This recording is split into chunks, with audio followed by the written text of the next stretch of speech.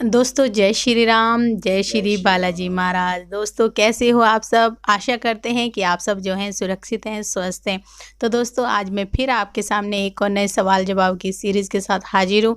और जो है दोस्तों आज का जो सवाल होने वाला है वो बहुत ही ज़्यादा महत्वपूर्ण होने वाला है, क्योंकि आज जो है आपको पता चलने वाला है कि अगर हम जो है हनुमान जी बाबा को अगर प्रसन्न करना चाहते हैं और चाहते हैं कि हमारे घर में जो है बाबा की भरपूर कृपा बनी रहे और जो है हम उनको कर्जदार बना सकें, तो ऐसा कौन सा पाठ है जो आपको करना चाहिए और किस तरह से करना चाहिए वो आपको पता चलने वाला है। तो अंत तक ज़रूर बने रहें दोस्तों। अगर वीडियो अच्छी लगती है तो लाइक करें, शेयर करें, कमेंट करें और अगर आप चैनल पे पहली बार देख रहे हैं तो चैनल को ज़रूर सब्सक्राइब करें, साथ में बेल आइकन है उसको प्रेस करें ताकि आने वाली हर एक वीडियो की नोटिफिकेशन सबसे पहले आप तक पहुंच जाए। तो चलिए दोस्तों शुरू करते हैं आज की वीडियो और मेरे साथ एक बार कह भी दीजिए कि जय श्री राम, जय श्री बालाजी महाराज। जय श्री राम, जय श्री राम, जय श्री बालाजी महाराज। मेहंदीपुर की पवित्र शक्तियाँ आपका कल्याण करें, आपके परिवार को हमेशा खुश रखें, सुरक्षित रखें, ऐसी कामना अपने इष्ट देव श्री बालाजी महाराज मेहंदीपुर सरकार से करते हैं। आज मैं उस गुड रहस्य से पर्दा उठाने वाला हूँ जो आप सुनकर हैरान हो जाओगे कि हनुमान जी की शक्तियाँ आपके घर किस प्रकार हमेशा के लिए वास कर सकती हैं। जो कभी कराई या कोई भी ऐसी आपातकालीन स्थिति हो जाए, लेकिन प्रभु की शक्ति कभी आपके घर से नहीं जाएगी। आप प्रभु को कर्जदार बना सकते हो। किस प्रकार बना सकते हो? क्या सुनना चाहोगे ऐसी बात को? तो अगर सुनना चाहोगे तो इस रहस्य से पर्दा आपका खुलेगा, लेकिन वीडियो को एंड तक बने रहना। और अभी तक अगर आपने इस चैनल का लाइक नहीं किया तो लाइक कीजिए, सब्सक्राइब कीजिए, क्योंकि इनकी जो मेहनत है दिन प्रतिदिन बढ़ती जा रही है। आपके लिए इतनी प्यारी प्यारी वीडियो, इतने बड़े बड़े रहस्य खुलवाने का काम जो है इनका श्रेय जाता है। तो इसी प्रकार क्या है, अगर आप चाहते हो इस प्रकार का पाठ और पूजा करना जिससे हनुमान जी की शक्तियां हमेशा आपके घर में बरकरार रहें, तो आज मैं आपको बताने वाला हूं वो किस प्रकार से होती है। ये बात त्रेता युग की है। जब त्रेता युग में जब प्रभु श्री राम की राजसभा लगी हुई थी, तो राजसभा में सभी सेवादार थे और सभी वानर विराजमान थे और वहाँ पर सभी सिद्ध ऋषि भी विराजमान थे। और हनुमान जी नित्य भगवान श्री राम के चरणों में जैसे वो पूजा करते हैं, याचना करते हैं, उसी प्रकार से लगे हुए थे। तो उस समय क्या हुआ कि लंकापति रावण का भाई छोटा भविष्य लंकेश, जो बहुत ही हीरो का जो मोतियों का कीमती हार लेकर आया और सभी क्या था, प्रभु श्री राम को कुछ ना कुछ उपहार दे रहे थे, भेंट दे रहे थे। वैसे तो प्रभु को देना क्या देना, जो जगत का स्वयं मालिक है उसको क्या हम क्या दे सकते हैं, लेकिन एक भगवान ने एक लीला रची है, धरती पर अवतरित होकर इस प्रकार की लीला रची है ताकि लोगों को ज्ञान से जागृत किया जा सके। उस प्रकार आज मैं आपको बताऊंगा कि हनुमान जी की महिमा कितनी शक्तिशाली है, हनुमान जी का बलिदान कितना शक्तिशाली है, हनुमान जी के अंदर वो अपार शक्ति क्यों छुपी हुई है, हनुमान जी ऐसे देव क्यों हैं जिनके पास दो प्रकार की उपाधि है। एंड तक बने रहना, तभी इस वीडियो का पूर्ण फल आप हासिल कर सकते हो। तो उस प्रकार क्या हुआ, जब उन्होंने हार दिया तो उन्होंने माता सीता को भेंट दिया। तब देखा कि प्रभु श्री राम हर किसी को कुछ ना कुछ दे रहे हैं। जैसे ही प्रभु को कोई भेंट देता है तो प्रभु भी अपने खजाने में से कुछ ना कुछ उपहार उन्हें भी भेंट देते हैं।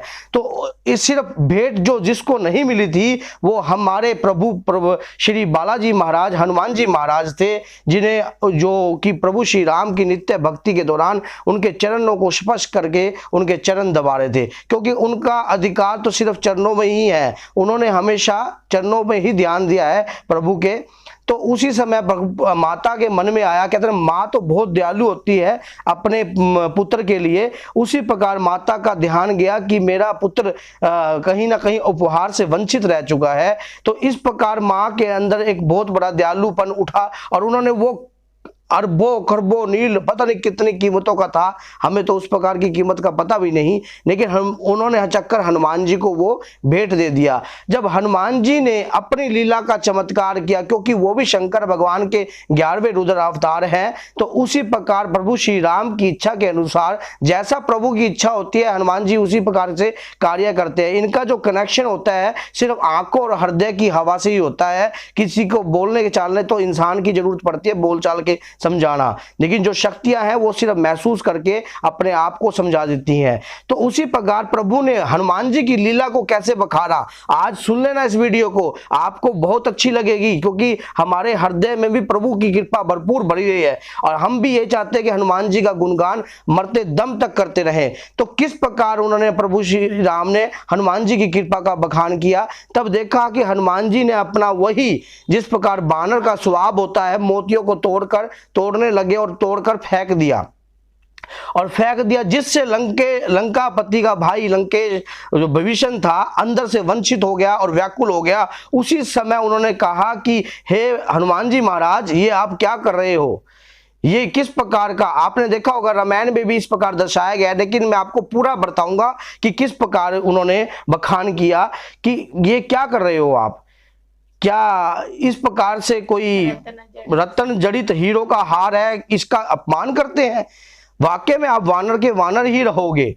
तो उन्होंने अपना वानर का स्वभाव उस प्रकार से दिखाया कि जो जग को दिखाने के लिए प्रभु की लीला है।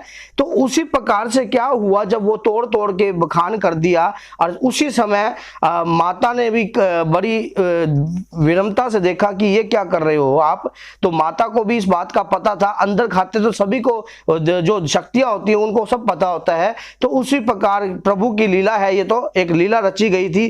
किस प्रकार अब उस लीला के अंदर उन्होंने बहुत बड़ा ताना मार दिया, क्या कहा कि अगर उन्होंने कहा कि आप इनको तोड़ क्यों रहे हो, कहते मैं तो इनमें देख रहा था कि प्रभु श्री राम और माता सीता की मूर्त है या नहीं है।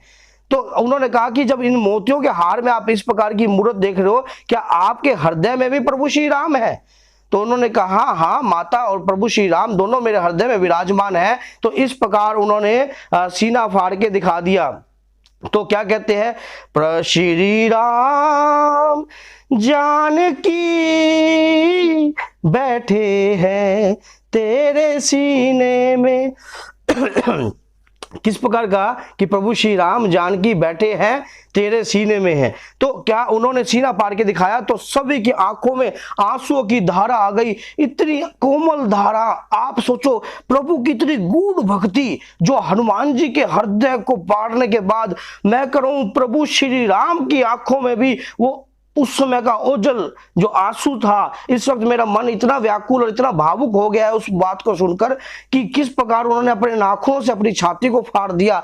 तो ऐसे देवता को, ऐसे इष्ट देव को कौन मानता नहीं करवाएगा और कौन नहीं शक्ति प्रभु। वो आज संसार के अंदर वो इतने शक्तिशाली है, भक्त शिरोमणि, उनके जैसी भक्ति और उनके जैसी अपार शक्ति ना तो आज तक किसी में है ना होगी। तो उस समय क्या कहते हैं, मुझको यश चाहिए ना वैभव चाहिए, राम के नाम का मुझको रस चाहिए, ना मुझको यश चाहिए ना मुझे वैभव चाहिए, मुझे श्री राम के नाम का एक रस चाहिए। इस प्रकार का उन्होंने अपने अंदर की आत्मा से ऐसा बड़ी सभा में जब सभी आंखों में आंसू आ गए, तो उन्होंने सभी ने हनुमान जी महाराज से क्षमा मांगी। और तब माता सीता ने प्रकट खड़े होकर एक बार कहा कि अगर आपको यश नहीं चाहिए, आपको वैभव नहीं चाहिए, राम नाम की भक्ति आपके पास तो है, लेकिन ऐसा क्या चाहिए। उन्होंने कहा कि मुझे जो चाहिए मेरे प्रभु जानते हैं।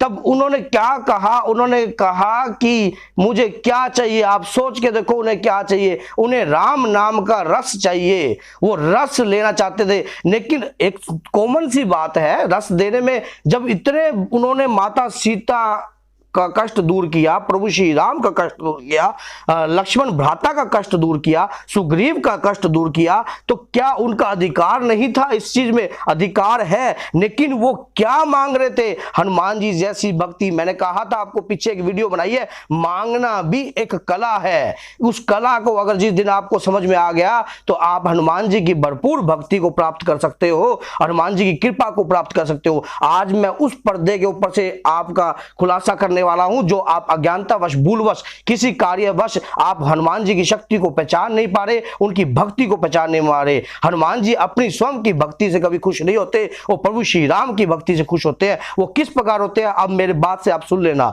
वो क्या कहते हैं कि उस समय क्या बात हुई कि जब माता सीता ने कहा कि अगर ये जो मांग रहे हैं आप क्यों नहीं देना चाहते, आप दो ना, आपका पुत्र वंचित हो रहा है इस चीज से। कहते ये कुछ मांगता ही नहीं, मैं इसको क्या दूं?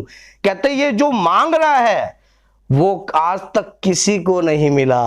तो सोचो क्या मांगा होगा, सोचो एक बार क्या मांगा होगा। हनुमान जी ने कुछ मांगा नहीं, लेकिन बिन मांगे मोती मिले, मांगत मिले ना हीर। बिन मांगे मोती मिले, मांगत मिले ना हीर। और भगवान ने ही बिन मांगे एक उपाधि का अधिकार दे दिया। किस प्रकार? उन्होंने कहा कि ये राम नाम मांग रहा है, ये राम नाम मांग रहा है, राम नाम से जो जगत हासिल कर लेगा। क्योंकि जितना राम का नाम होगा उतना हनुमान का वास होगा। जहां राम का नाम होगा वहां हनुमान का अधिकार होगा।